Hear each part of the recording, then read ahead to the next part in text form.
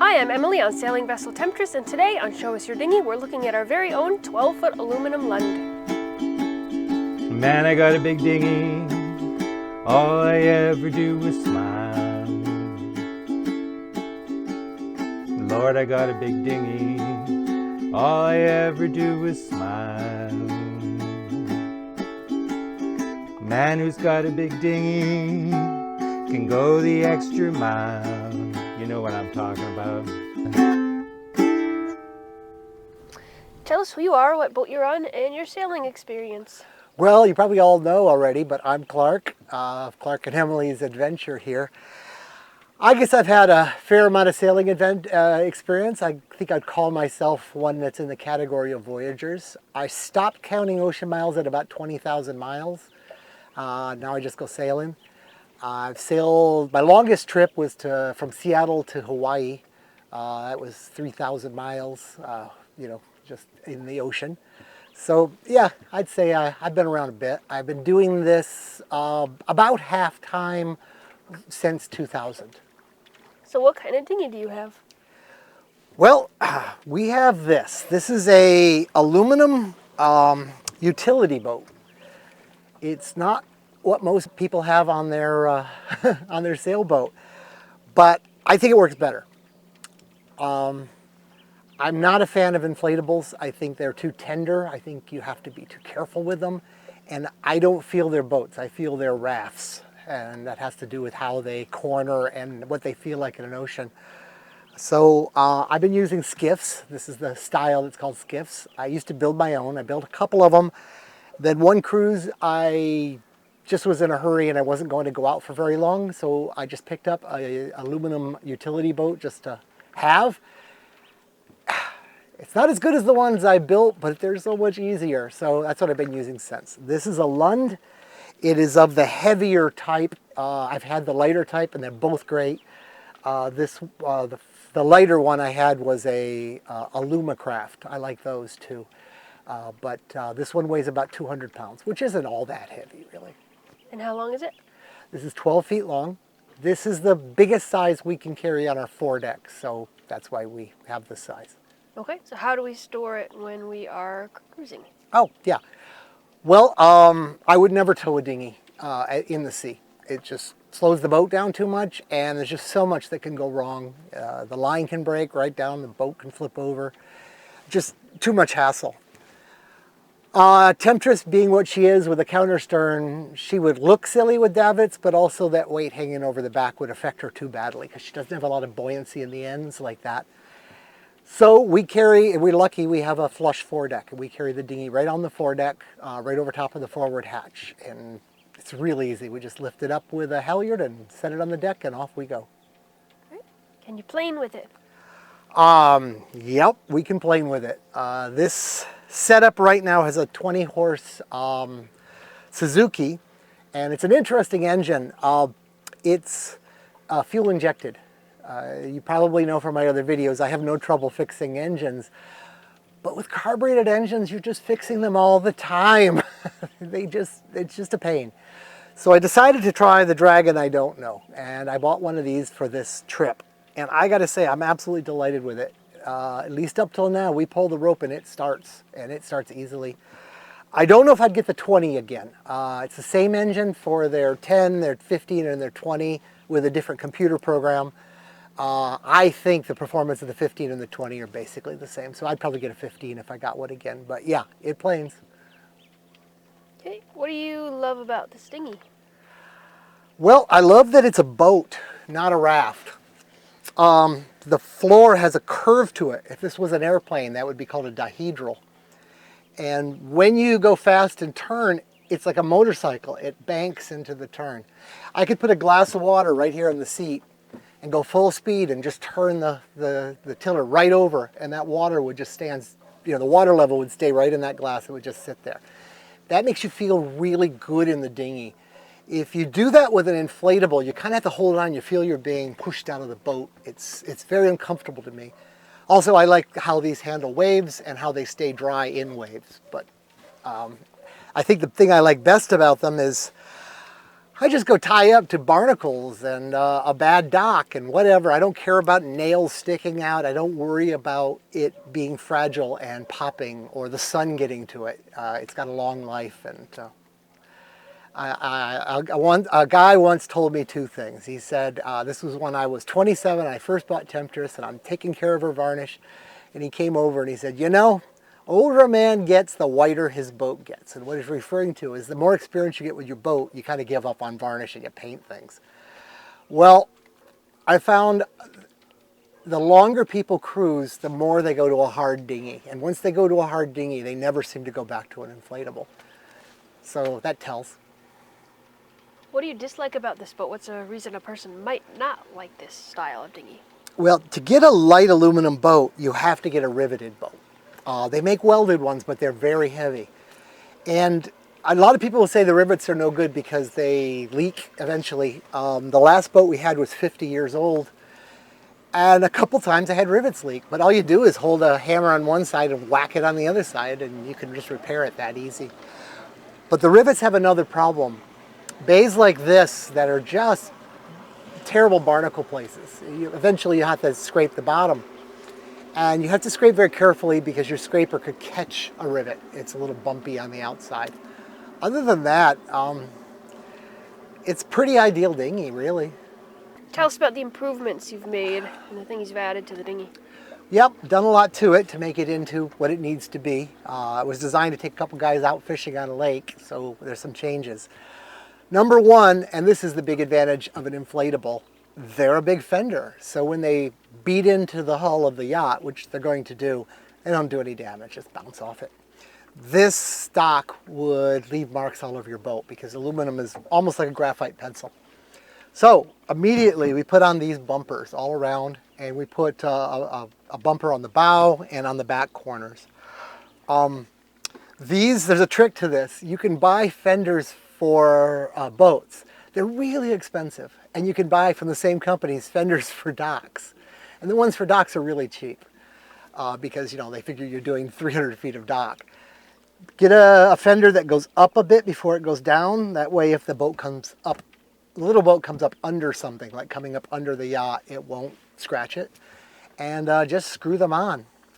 Other things we've done is we've added some good oars. That's another advantage of a hard dinghy. You can row it with proper oars, and you can actually get somewhere. Try rowing an inflatable. It's a challenge. We put a solar panel on it and a battery and a little charging system I made out of some cheap Chinese stuff, but it works great. And that way we can have a permanent bilge pump in it, and that saves just so much hassle. And it has a lighting system, so it has red, green, and white lights on the sides, and just hit one switch and we feel safe at night. Emily went at the cushions, and we've got nice thick foam cushions with sunbrella covers on all the seats we actually use. That's a big deal. It is so much more comfortable when you get beating around or just sitting in it for a long time. It's a very comfortable dinghy to sit in, and since we sit inboard, not out on the edge, our butts aren't getting wet all the time. It's a pleasant dinghy. What are the things you need to do from a maintenance perspective? Are there any spare parts people should carry if they have one of these? Yeah, maintenance, I mean, we have to clean the bottom, but you'd have to do that on anything based on where you are. Because it's a hard dinghy, you can paint the bottom. We need new paint, but that'll happen pretty soon. It's kind of maintenance free, being metal. Yeah, after many years, and when I say many years, we retired the last dinghy we had. I didn't have it the whole time, I bought it used, but we retired it because it started getting little cracks and things, and it didn't look like it had a lot of life left in it after it was 50 years old. So expect a long life out of these, but like I said, that trick with the two hammers to tighten up a rivet, and that's about it. You can drill into it, you can bolt things onto it, you can just do anything you want with it. It's a big piece of aluminum. And when it's dead, it's not going to sit around in a landfill. It's all aluminum, teeny bit of wood.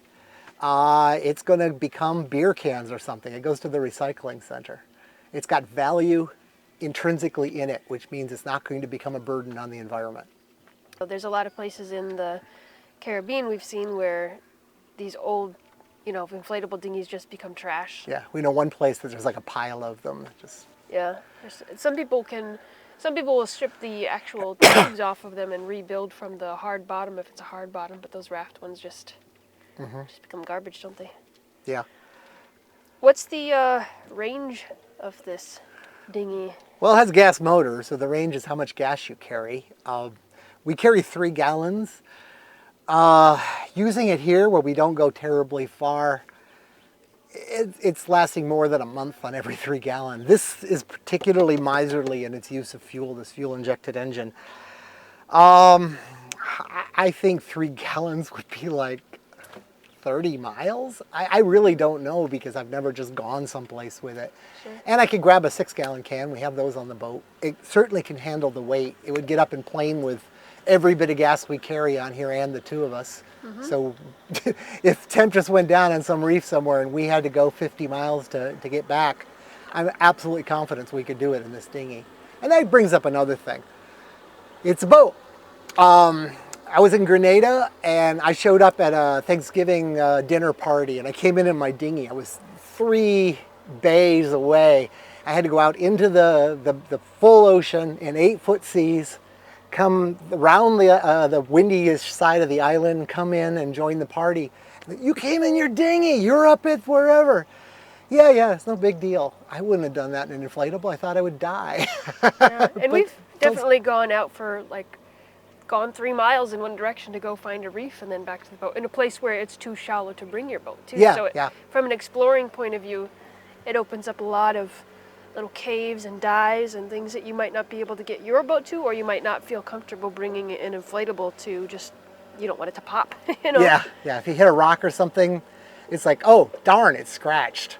But it's not going to be like, how do we get home? Would you buy this particular boat again? Would you buy a different version of this boat? I've just been shopping. There's only a few of them I would get right now. If you wanted an aluminum, there's lots of ways to go, but aluminums do have their advantage if you can carry one. You need this kind of flotation. You can have a seat across, but you need the flotation in this area. I had one aluminum that didn't have that, and during a storm behind the boat, it filled up with water, and then it became unstable in a way that it actually flipped over in the storm. In the morning, the motor was in the water, and that was not a good day. So it's important to get this kind of flotation chamber. I guess you could retrofit it yourself, but you need buoyancy in these corners. The ones that have it are the big Lund, and I like it because it doesn't have a seat across, so I can move around. I don't have to lift my leg over, which is, more and more important as you get older, you get stiffer. Alumacraft makes, the same dinghy we had before, the same deal, but it has a seat across it, and it's very light. I think it's like 120 pounds. That's good because it's easier to lift up. Princecraft, I think up in Canada, makes one that I liked a lot. I just couldn't get it delivered.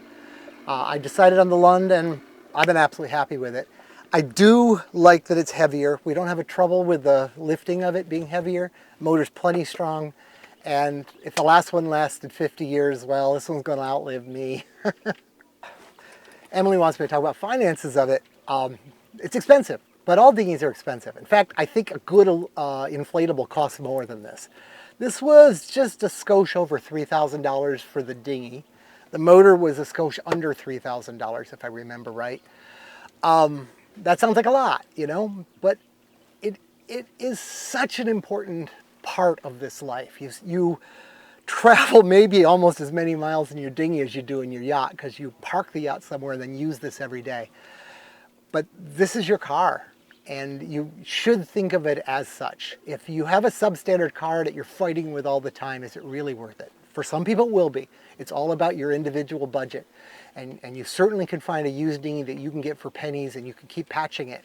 And honestly, I've done that. But if you can afford it, this is one of the items you want to spend some money on is your dinghy and your motor.